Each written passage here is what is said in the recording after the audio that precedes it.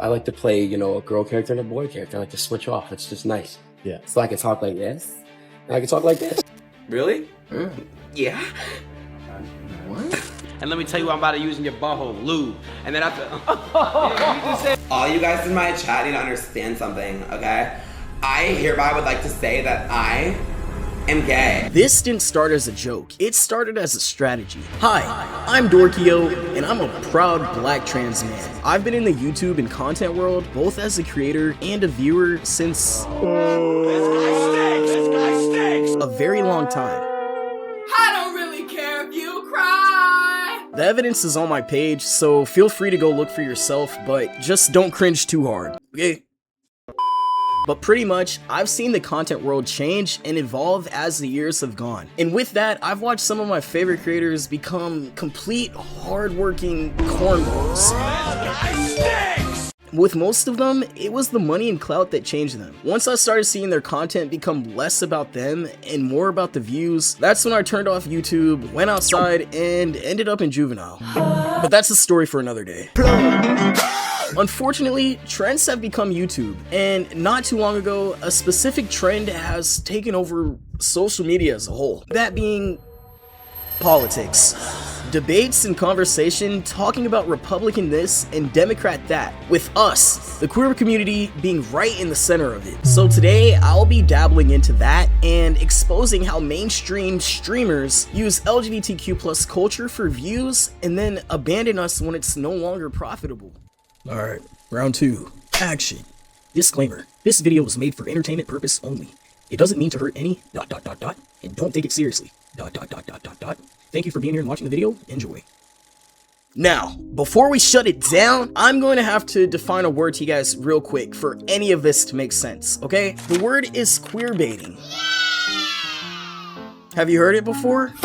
If not, it's fine, I've got you. Queerbaiting is when non-queer creators repeatedly perform queerness, acting gay, making sexual, aka ayo or sus jokes, and exaggerating stereotypes to gain views, money, or relevance, without any accountability or allyship. Wrong.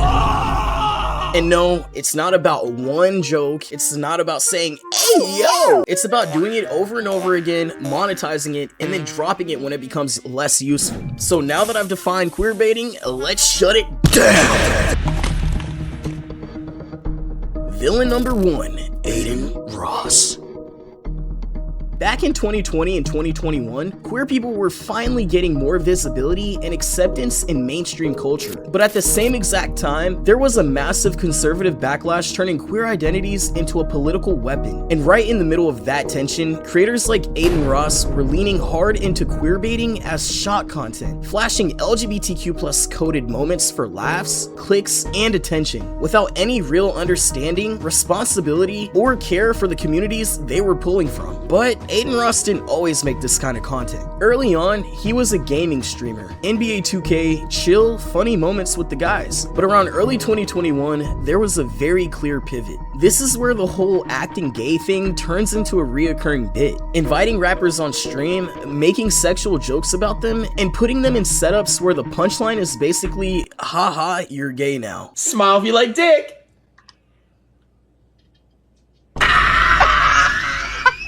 And let's be real, none of this was random, okay? Shock value works. So no, the queer community wasn't being explored or respected here. We were simply being used as a prop. And of course, all of this was happening when anti-LGBTQ+ rhetoric was being pushed pedal to the metal, online and especially politically. So while queer folks were being debated, legislated, and straight up attacked, Aiden Ross was profiting off being performative. And that matters because when people are already being under attack, making jokes about the situation just adds fire to the fuel. But Aiden knew that, and he didn't care, because the fire and the fuel turned into money. The flames was cash, and Aiden just collected it. But now, hold on, before an AR demon says, but he had gay people on his platform, let's talk about how queer people were treated on his platform.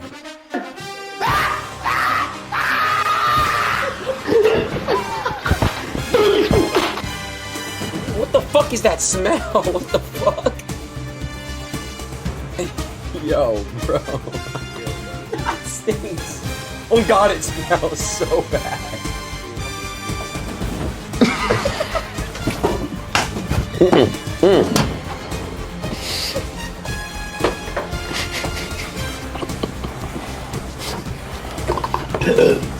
gonna go over this.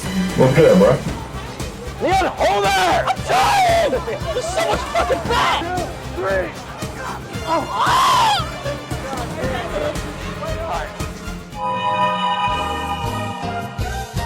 Aiden Ross has invited 2 trans influencers onto his platform, Ava and Allie, both transgender women. He'd have them do things that were clearly meant to humiliate them, like forcing Ava to use her real voice or turning Allie into a spectacle through awkward matchmaking and staged e-dates. Some of those setups even involving minors, like I Show Speed, who was under 18 at the time. Wait. Bro, how do I pick somebody up, bro? How do you, bro? I'm waiting. Hurry up.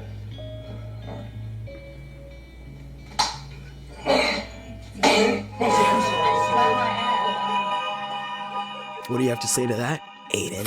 And here's where things get even more interesting. Once Aiden got rich enough, famous enough, and didn't need the content anymore, it stopped. So I'll still stream on Twitch if that's what you guys want. But what I will say is this. I'm going to Kick this week. I'm going to be doing Omegle, watching live sports, watching movies, prank phone calls, doing unlimited, we can literally watch porn together. He claimed he was done doing Ayo and sus content after gaining a CEO position on the platform Kick, and after that gaining multiple gambling deals through partners like Stake and Prize Picks. And this is when you start seeing open disrespect towards the queer community and zero accountability for how his platform was built. My pronouns are Z, Zem, Zir, and Zirs. To all you guys that get to pick your pronouns, my pronouns is /them, okay? I'm gonna call you either a guy or a girl. Being gay is a kink, right? For example, I don't think being gay is real. I think it's a kink. Like, I think like it's just like a guilty pleasure, if that makes sense. These are the types of people you don't ever see outside. Do you guys know why they don't go outside? Because if they go outside, they're gonna get bullied. If somebody is trying to tell me their pronouns in person, I'm just gonna laugh. Queerbaiting wasn't who he was, it was what he needed. And the timing matters. During the election, Aiden Ross invited Donald Trump onto his stream. Donald Trump was openly running on anti-LGBTQ+ rhetoric. So what's your good side? What do you like walking on? What side do you like walking on? Doesn't matter. Yeah, you look good from both sides. Yeah, you look good from both sides.